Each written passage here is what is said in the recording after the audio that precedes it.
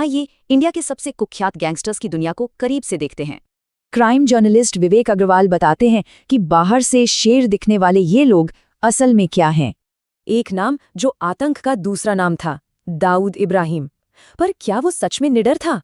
सुनने में अजीब लगेगा, पर जिन लोगों से दाऊद डरता था उनकी लिस्ट बहुत लंबी थी। पुलिस की मुखबिर हो या मान्या सुरवे जैसा खूंखार दुश्मन, डर उसकी जिंदगी का हिस्सा था। तो ये डर ही अंडरवर्ल्ड का सबसे बड़ा सच है। पर सवाल ये है कि ये दुनिया चलती कैसे है? किसी भी गैंग को दो चीजें चाहिए, आदमी और पैसा, और इसकी शुरुआत एक बहुत अजीब जगह से हुई। तो सवाल ये है कि गैंग अपने नए लड़के लाते कहाँ से थे? इसका तरीका बहुत शातिर था। मतलब किसी की मजबूरी का फायदा उठाओ और उसे अपना वफादार बना लो। एक कभी ना खत्म होने वाली सप्लाई। फौज तो बन गई, अब पैसा कहाँ से आएगा? मुंबई माफिया की कमाई का जरिया था ग्लैमर और पैसा। ये डांस बार सिर्फ नाच गाने के लिए नहीं थे, ये पावर, पैसे और गैंग वॉर के सेंटर थे। मुंबई की पहली बड़ी गैंग वॉर एक डांसर के पीछे शुरू हुई और सड़कों पर खून बहने लगा। लेकिन ये समझना जरूरी है कि गैंगस्टर आतंकवादी नहीं होते। दोनों में एक बहुत बड़ा फर्क है। देखिए, माफिया का मकसद है पैसा और पावर, जबकि आतंकवादी का मकसद होता है विचारधारा। वो पुराना मुंबई माफिया तो खत्म हो गया, पर जुर्म नहीं। अब क्राइम का तरीका बदल गया है। 90,000 करोड़ रुपए, ये सालाना कमाई है आज के एक नए तरह के क्राइम सिंडिकेट की। ये है हाईवे माफिया। ये गैंग्स हाईवे पर कीमती सामान से लदे ट्रकों को अपना निशाना बनाते हैं। ये लोग सिर्फ ट्रक नहीं लूटते, गवाह मिटाने के लिए ड्राइवर और क्लीनर को मार भी डालते हैं। तो चाहे पुराने डॉन हो या आज के नए गैंग्स, एक चीज है जो कभी नहीं बदलती।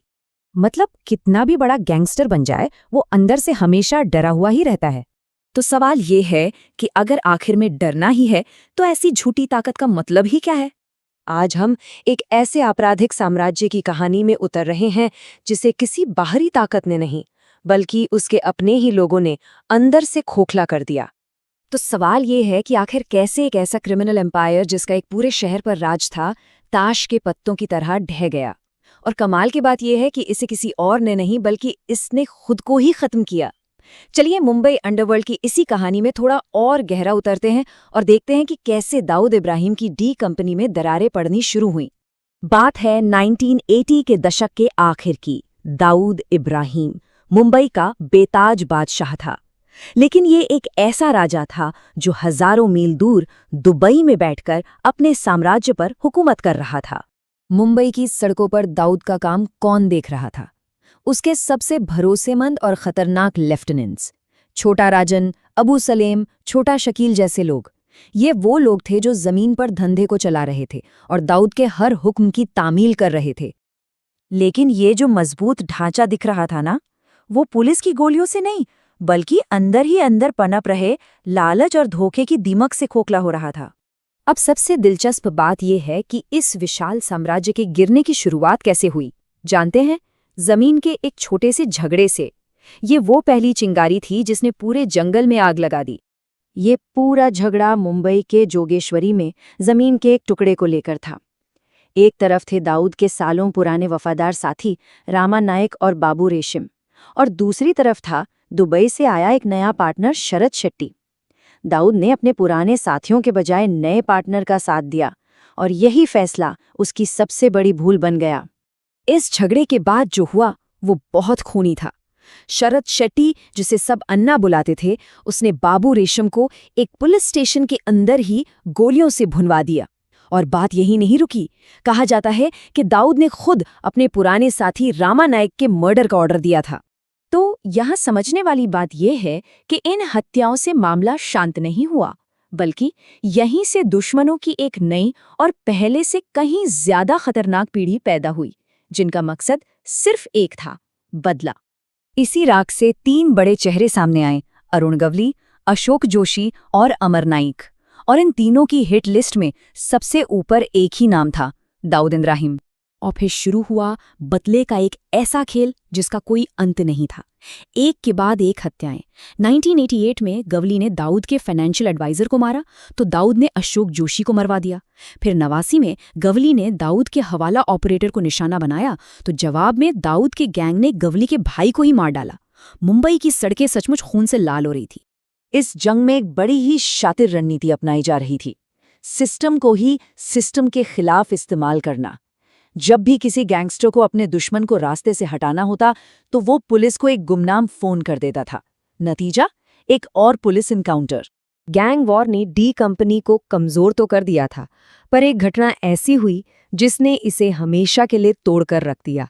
अब हम आते हैं साल 1993 पर, एक ऐसा साल जिसने न सिर्फ अंडरवर्ल्ड बल्कि पूरे मुंबई शहर की कहानी हमेशा के लिए बदल दी। 1993 के बॉम्बे बम धमाके। ये कोई आम गैंग वॉर नहीं थी, ये आतंकवाद था, और इस एक घटना ने अंडरवर्ल्ड के सारे नियम हमेशा के लिए बदल दिए। देखिए, इसने डी कंपनी में एक ऐसी दरार पैदा कर दी जो कभी नहीं भर सकती थी। माफिया का एक ही धर्म होता है, पैसा, लेकिन आतंकवाद की एक विचारधारा होती है, एक मकसद होता है। अब ये लड़ाई सिर्फ पैसे की नहीं रही, अब इसमें धर्म और देश भी आ गया था। और यहीं पर हुआ सबसे बड़ा विश्वासघात। दाऊद का सबसे भरोसेमंद आदमी छोटा राजन, उसके लिए ये धमाके माफिया का काम नहीं बल्कि आतंकवाद थे, और ये वो लकीर थी जिसे वो पार नहीं कर सकता था। उसने दाऊद से अपने सारे रिश्ते तोड़ दिए और डी कंपनी से हमेशा के लिए अलग हो गया। बस डी कंपनी के अंदर ये आखिरी और सबसे बड़ी टूट थी। यहीं पर मुंबई अंडरवर्ल्ड पर उसके एक छत्र राज का दौर खत्म हो गया। साम्राज्य बिखर चुका था। लेकिन छोटा राजन रुका नहीं, उसने अपनी एक नई पहचान बनाई, देशभक्त डॉन। अब उसकी लड़ाई सिर्फ इलाके के लिए नहीं बल्कि अपने पूर्व बॉस और 1993 धमाकों के जिम्मेदार लोगों के खिलाफ एक राष्ट्रवादी धर्म युद्ध बन गई थी। तो फिर उन पुराने खिलाड़ियों का क्या हुआ? देखिए, अंजाम सबका सामने है। दाऊद और शकीर आज भी भगोड़े हैं। शरद शेट्टी और अशोक जोशी गैंग वॉर में मारे गए, और अरुण गवली, छोटा राजन, अबू सलेम जैसे बड़े नाम आज जेल की सलाखों के पीछे हैं। और ये सब हमें एक आखिरी सवाल पर लाकर छोड़ देता है। जब एक साम्राज्य खत्म होता है तो वो अपनी जगह खाली छोड़ जाता है। तो क्या पुराने डॉनों के जाने से अंडरवर्ल्ड सच में खत्म हो गया है, या उसने बस अपना मुखौटा बदल लिया है?